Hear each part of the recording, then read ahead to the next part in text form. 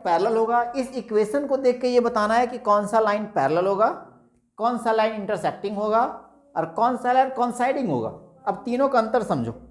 अगर linear equation में, अगर ग्राफ में कोई भी लाइन ऐसे कट करेगा एक जगह, इंटरसेक्ट करेगा एक जगह पर, तो ये बनाता है यूनिक सॉल्यूशन। क्या बनाएगा ये?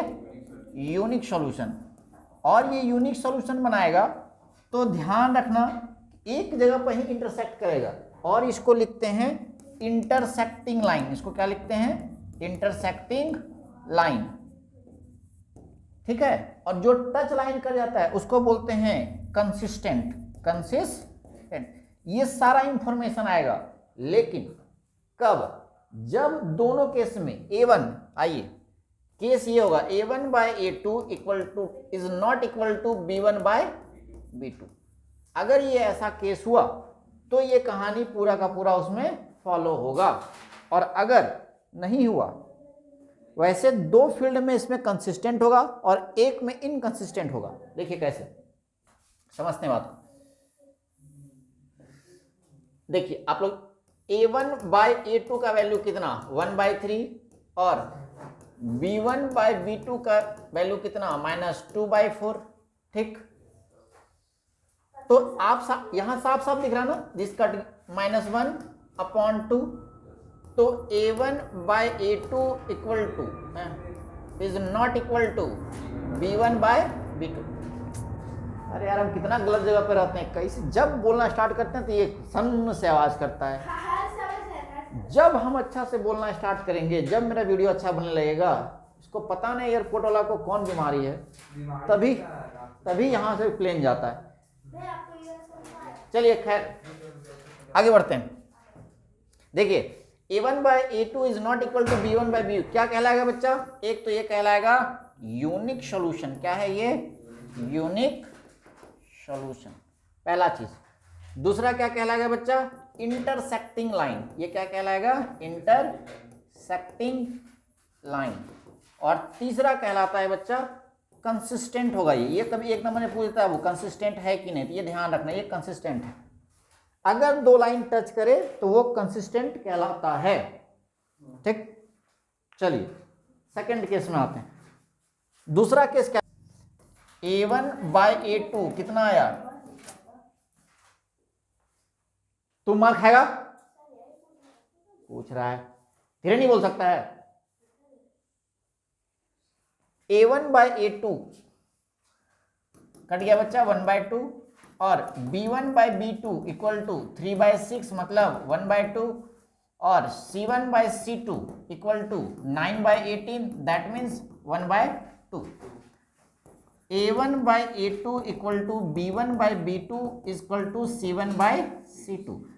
अगर ये वाला केस आया बच्चा, ये लाइन होता है बच्चा कॉन्साइडिंग लाइन होता है ये। अगर तीनों बराबर है, तीनों, ठीक है, ऐसे वाला में क्या कहते हैं? इसको बोलते हैं कॉन्साइडिंग लाइन। कॉन्साइडिंग का मतलब होता है, कॉन्साइडिंग का मतलब होता है कि लाइन जो है ना बच्चा ओवरलैप करेगा, ऐसे एक के ऊपर दूसरा ऐसे ओवरलैप करेगा, है ना। कॉन्साइड करेगा। कॉन्साइड का मतलब होता है एक साथ चलना, मिलना, एक मुंडी पर दूसरा पैर रख के चलना, ऐसे। ठीक है, इसको कॉन्साइडिंग लाइन बोलते हैं। तो ये कॉन्साइडिंग है, कॉन्सिडेंट लाइन बोलते हैं इसको।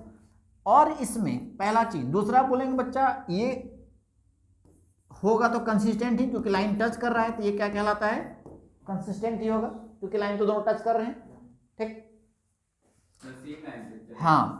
और इसमें जो तीसरा हो जाता है, इसको बोलते हैं infinite many solution. Infinite many solution. इसका रीजन ये है बच्चा, इनफाइनाइट मेनी सॉल्यूशन का कहानी ये है।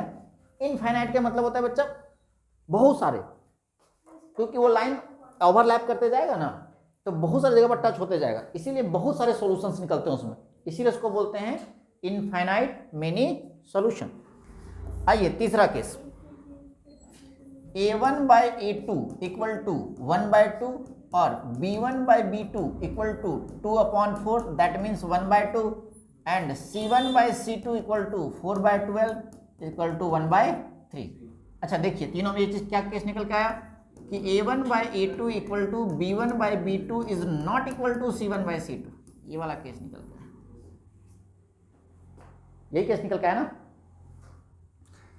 इस तरह का जब काम हो जाए, ऐसा चीजें जब आपको निकल के आए, तो ऐसे लाइन को बोलते हैं बच्चा पैरेलल लाइन। क्या है ये? पैरेलल लाइन का मतलब है बच्चा कि ये दोनों टच कभी नहीं करेगा, पैरेलली चलता जाएगा। ठीक, ये है पैरेलल लाइन का कंडीशन। एक तो पैरेलल लाइन होगा, दूसरा इनकंसिस्टेंट होगा, इनकंसिस्टेंट होगा। ठीक, और थर्ड वन जो है वो क्या कहलाता है बच्चा? No solution. यही एक केस है जिसमें हम लोग को नो सॉल्यूशन आता है देखने को। रीजन क्या है? क्योंकि वो दोनों लाइन टच ही नहीं करेगा, उसमें एक भी सॉल्यूशन नहीं निकल पाएगा, एक भी वैल्यू नहीं निकल पाएगा उसका। ठीक है, तो इसको मैं क्या बोलते हैं? No solution. हाँ, ग्राफिकली मतलब लाइन कुछ ऐसा आएगा, पैरेलल जाएगा, ऐसे पॉइंट लोकेट करेंगे तो ये पैरेलल जाएगा, ये कोइंसाइडिंग होगा, एक के दूसरा ओवरलैप करेगा और इसमें सीधा ऐसे कटेगा, एक जगह कटेगा, यूनिक सॉल्यूशन बोलते हैं। यही तीन केसेस। ठीक।